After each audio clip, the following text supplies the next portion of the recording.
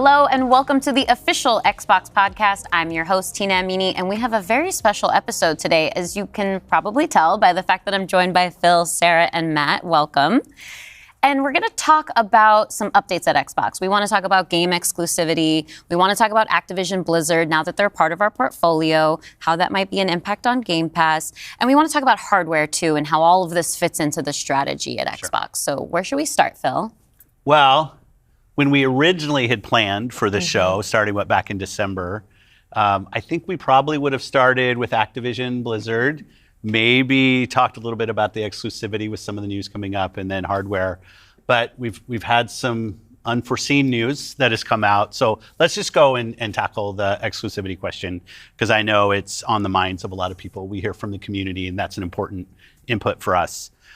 So we made the decision that we're going to take 4 games to the other consoles, just 4 games, not a change to our kind of fundamental exclusive strategy. We're making these decisions for some specific reasons.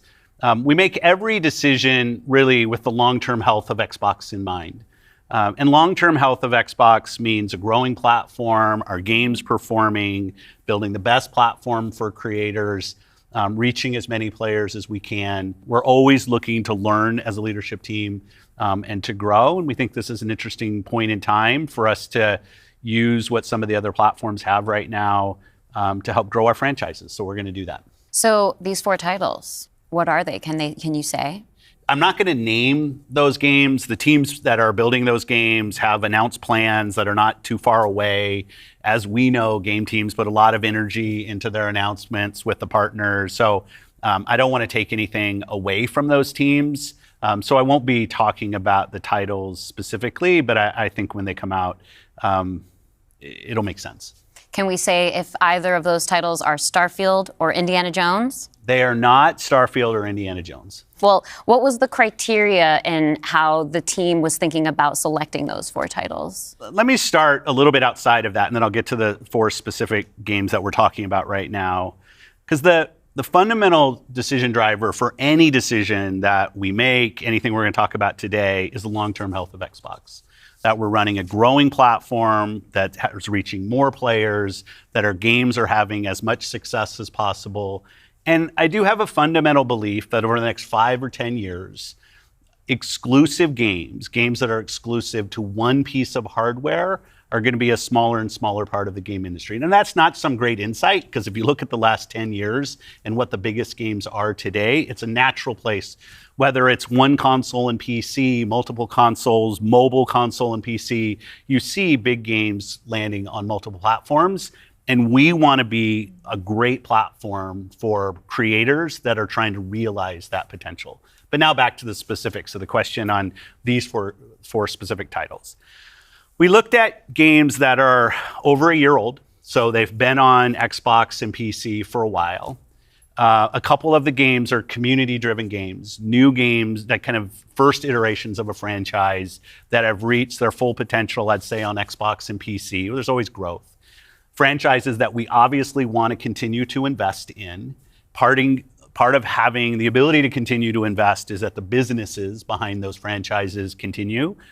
We think it's important that these service-based games that have communities behind them, that they can have confidence that they're going to exist in the future. So 2 of them, kind of community-driven games that will end up on other platforms and give us the ability to continue to invest in them. We think that's great for the business and great for the communities, more players to play with. I'd say 2 of the other games are smaller games that were never really meant to be built as kind of platform exclusives and all the fanfare that goes around that. But games that our teams really wanted to go build, that we love supporting creative endeavors across our studios, regardless of size. And as they've realized their full potential on Xbox and PC, we see an opportunity to utilize the other platforms as a place to just drive more business value out of those games, allowing us to invest in maybe future iterations of those, so sequels to those, or just other games like that in our portfolio. And when we don't damage Xbox and we can grow our business using what other platforms have and to help us with that, we're going to do that. And that's really the story behind these 4 games. And last thing I'll say, looking forward, I think there are there is an interesting story for us of introducing Xbox franchises to players on other platforms to get them more interested in Xbox. We think there's a good brand value for Xbox there. So 4 games, no promise beyond that. So if you're on those other platforms and you see these 4 games coming, please don't take it as some signal that everything's coming. It's not. And we're going to learn. So when you are thinking about the future and this concept of live service games, games that can benefit from bigger audiences, new audiences, how does that apply to future titles and how you're applying that criteria there? Yeah, there's really no fundamental change to how we think about exclusivity. We just came out of Developer Direct, which was an awesome show, where we showed great games that are coming to Xbox and PC and cloud, which really makes them accessible to hundreds of millions of people. So it's this kind of, we're really focused on a couple platforms and what's going to show up there. But our key of play the games you want with the people you want, anywhere you want, when everybody plays, we all win. These have been part of our strategy for years and will continue to be. Our focus is on how do we continue to grow the games industry by reaching more players in more places, and how do we grow Xbox as part of that. Xbox is a hardware platform, Xbox is a publisher of great games, and Xbox as a platform for the world's best creators. And then knowing that, how do we think about our first-party games and Game Pass? Yeah, well, to build on what Phil just said, one thing I would add, as you were talking about growth, is just that we've sort of seen this inversion over the last 5 years where it used to be that the platform was the biggest thing. That's right. And the games would sort of tuck in within the platform. Today, big games like a Roblox or a Fortnite could actually be bigger than any one platform. Yeah, and that really has changed the way that we think about things. So in the midst of all that, I think we at First Party can come back to sort of some core principles. First, that all of our games will be on the Xbox platform. Second, all of our games will go into Game Pass on day one. And third, we know that Game Pass will only be available on Xbox. So there's sort of starting points for us. As Phil mentioned, there are games today that you can play that only can be found on Xbox. And at the same time, we want to bring more of our games to more players. So we're going to continue to look at that. Kind of moving aside, though, from some of those and thinking more about what does it really mean for the player, to me, the 2 key things are cross-play and cross-save. Those things allow us to deliver on the promise of Xbox, which is play with your friends where they are, play on the devices you want, play the games you want. So that is really only possible at a practical level when you know that your saves and your player are going to be able to move across all those parts. So not all of our games today are necessarily built to take advantage of that. There still will be some games that don't. As we bring more teams into the Xbox family, there's some catch up to do as we get there. But that cross-play, cross-save is like so fundamental to what we're doing, and I think is something that we as First Party get such a good benefit from being so close to the platform. Yeah, absolutely. I mean, that's one of the things, like you said, all of our games are always in Game Pass. And so I'm excited to announce, with the coming together that we had with Activision Blizzard King, that Activision and Blizzard games are coming to Game Pass, starting with Diablo 4 on March 28th, which I'm super, super excited to share today. And it's all part of our commitment to make Xbox, the Xbox experience, and the games that we build as widely available as possible. So now the 34 million Game Pass members can all enjoy the fantastic experience of Diablo 4. Amazing. Can we come back to the point, Phil, you mentioned at the top, this isn't really a change in strategy for us. Can you recap for me how it isn't? Yeah, and I thought both Matt and Sarah did a really nice job of talking about what we're doing on Xbox, where we're going. If you take a platform feature like Xbox Play Anywhere, which has been a promise that we've made on our first-party games, that you can buy our game once, you're going to get play across Xbox and Windows. I think we're the only platform that does this. That makes it possible for you not only to play with your friends wherever they are, but to know that you actually have multiple entitlements to the games. I think that's a technology I would love to see applied to more platforms. But it is this view that people are going to play Xbox in multiple places. Whether it's play the games you want with the people you want, anywhere you want, whether it's content, community, and cloud, whether it's when everybody plays, we all win. Like, we've had different taglines, different strategy kind of words that we've used, but always with this view that Xbox is a platform for creators who want to reach the most players. Our investments in xCloud, our investments in franchises like Minecraft and now Call of Duty and other large franchises so that we learn how to build those. This has been a strategy that we've been on for, I'd say, a decade. It's not about one device. It's not about games in service of a device, but rather the devices that people want to play on should be in service of making the games as big and popular as they possibly could be. Because really a healthy creator community on Xbox, a healthy creator community in gaming all up is the thing that all of us as game players should be voting for, because that's the thing that will lead to the best long-term success and growth in this industry. And my understanding, just from listening and learning from you three over the past few weeks, just understanding what's happening with Xbox, is that we see trends with player behavior where people are playing on multiple devices. That is the reality. And we have put some games out on multiple platforms before. So my understanding is that that's been good for players. How does that come back to the business with all of that in mind? Yeah, as you said, we have shipped games on other platforms. In fact, realistically, if you look with the addition of Activision and Blizzard and ZeniMax, we're one of the largest game publishers on PlayStation. We're one of the largest publishers on the Nintendo Switch, especially when you put Minecraft into the equation as well. And now we're one of the largest publishers on mobile platforms as well. And that's not something that we want to back away from. We want to continue to be building great games that millions and millions of people can love, and that they can play those games where they want to go play. But we do understand the business success that Xbox has to have. Us as leaders in this business, the system today, the system that all companies that we play video games from, is a world of you got to be growing your business. Growth in our Xbox business is critical to the long-term health of Xbox. Many people know I've been on Xbox for over 20 years.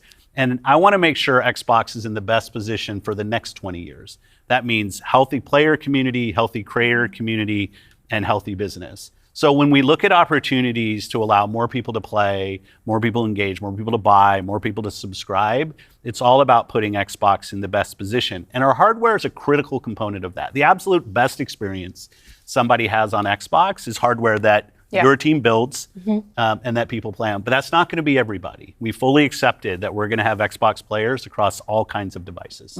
So I think a lot of people think about 2023 as this incredible year for gaming. And in a lot of ways it was. There were some really amazing releases that I think we all enjoyed. But what were the signals behind the scenes that maybe indicated how we wanted to look at the future of Xbox and how we kind of keep up with the industry? Yeah, such a good question. And I think it's, as people who care about the industry, which I assume is people who are watching this, it was an amazing year. Some great launches, some of the games that I think will stand the test of time and people will be talking about a decade from now. But it's an industry that didn't really grow. And what happens when an industry doesn't grow? You end up with some job eliminations, which we had. We had even our own hard decisions to make about building a sustainable business for ourselves, but in no way were we alone in that. When you think about a healthy industry, I want players who believe that they will find the best games on the platforms that they love. I want people who invest their careers in working here to feel like this is a place that they can be successful. And that really is down to being part of an industry that is growing. If you listen to Lisa Su, the AMD CEO, she'll say that AMD-powered consoles are likely to decline in 2024. I think there's an amazing set of games coming in 2024, but if we don't get to growing as an industry, the industry will struggle. And today there's really two choices on how do you grow the industry. Do you say I have a fixed number of players, the players that we have today, and do I find new ways to monetize those players to get more money from the players that I have? Or do you think about how do I expand the business I have by finding new players and adding those to the base of players that already play? Our focus on Xbox for the last decade has really been on that latter point of how do we make sure Xbox is growing for our players, growing for our creators, so those people are finding success on our platform, which will grow the Xbox business and put Xbox in a position to be very strong for years and decades to come. Matt, earlier you were talking about these growing gaming communities, how they're incredibly large, and comparable on such a different level when we think about console audiences. Like you mentioned Roblox, you mentioned Fortnite. So how are we're obviously thinking about our responsibility, our hardware responsibility is supporting the growth of gaming communities. How has that actually shown up for the players? Are there other games we can speak to from our portfolio? Well, as Phil mentioned, two of the biggest ones for us, Call of Duty and Minecraft, they are driven just from the bottom up by the communities of people that play those games, which is so great. Think about it, for the player community, it comes down to where are the friends, where are the people you play with, and then equally important is where have you built up your library of games, right? Where have you invested? Where's that library? I think those two things probably are some of the biggest influences on where people choose to play and what devices they choose to play. Yeah. When we think about, on the other side, the developer side, just any game developer wants their game to find the biggest audience possible. That's just the nature of building a game. You want people to enjoy and participate in what you've made. And I think we're in a unique position to deliver on that just because we are the platform. We build hardware, we've got a first-party games group, and then we've got a system that ties that together, that brings together your friends, your progression, your achievements, all of that. And I think that's really what has contributed to the momentum behind some of these communities. Yeah, absolutely. When you just step back and you look at the history of the industry, we've moved from a place where it used to be that someone built and launched a game to accelerate hardware to actually the things we do with our hardware and with our platform are all in service of making those games bigger.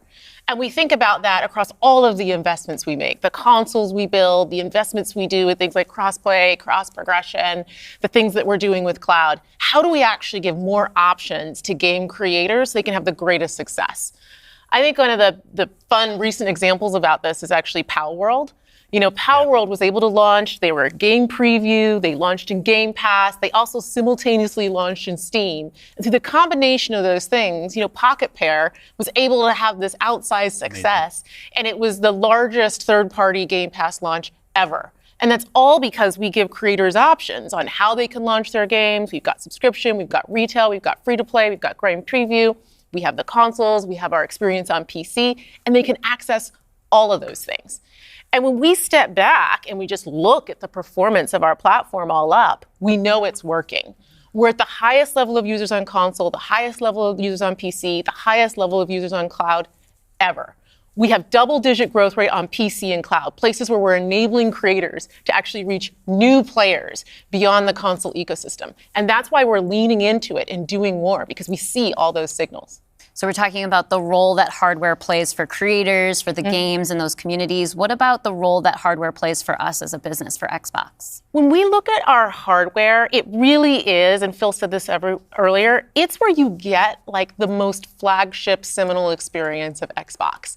And it also represents a developer target. Our developers can build the specs of our hardware, and we invest to make sure they know when they do that the games are going to run great on our hardware, but they're also going to be able to be accessed across any screen because of all the other investments we make. So we're giving them an easy way to access as many players as possible.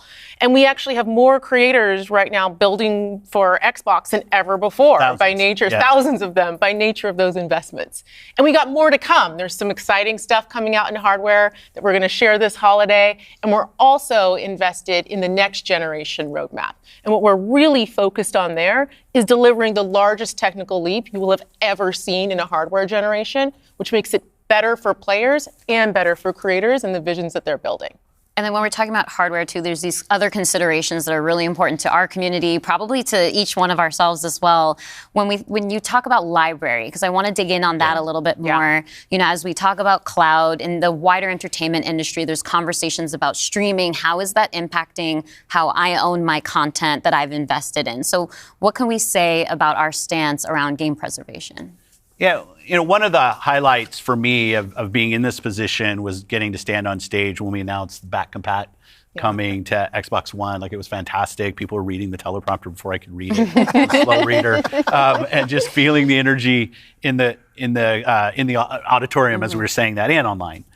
One of the cues I think us as being part of Microsoft take is looking at Windows and how Windows over decades has maintained software compatibility with things that are built on it. Like I can still go back and play some of the games that I love playing on Windows from decades ago, and it will still run. And we try to bring that same view to consoles. It's harder in console because the line between what the hardware is and what the game is in consoles is traditionally, it's tighter, which makes compatibility, you end up doing these generational compatibilities that we've built. But I will say compatibility, the ability to not only play the games, but my saves are still there with our cloud save systems to try to keep the services up as long as we can so that people can play, is a tenet of what we are as Xbox. It's at our foundation. And when we look at future hardware generations and what we're gonna support, making sure that we respect, which is the word I use, respect the investments that people have made in Xbox going forward is fundamental. And the fact that you get entitlements when you buy a game from us on both Windows and Xbox also means you have the ability to play that game across a multitude of devices, which I think furthers the compatibility of the games that you own. Can we go back to what Xbox stands for today? I think we've pretty much covered all of the elements, but if you could break it down for me. You know, when you play on Xbox, what we're saying is you're playing on a platform where you know the biggest games in the world are always going to be. You're playing on a platform where you get to access Game Pass. And all of the games from our incredible range of studios will always launch in Game Pass day one. And you're playing on a platform that's dedicated to you, like player-first features, cross-play, cross-save, cross-progression, backwards compatibility, being able to play your games in your library anywhere you want because of the investments that we make in cloud gaming. And so you're playing somewhere where you're investing and you know you get to take the games forward with you and across all of the screens where you are. And I think most importantly, Xbox is a place where you know when you're investing in Xbox, you're investing somewhere that is dedicated to making games more successful and creators more successful so that they can invest more to bring even better experiences to you all of the time. Yeah, just that investment in the studios is so, and we feel that as part of first party with the platform proximity. You know, it's kind of amazing now to look out across all the studios that we've got and just be reminded that we're now one of the biggest development organizations in the industry. What does that mean for players? It means that the biggest games are going to continue to come to Xbox. And this 2024, the year coming up, we've got more than 10 major releases coming up. Great stuff. Hellblade 2. We've got Diablo expansion. We've got Avowed, Ara, the Indiana Jones game. And there's more in development, which I think we're going to be able to share more about at our June showcase coming up pretty soon. Well, I guess I should get ready to work on that show. Well, thank you all for showing up on the podcast today, and we'll see the rest of you this June. Yeah. Thanks, Tina. Thank you.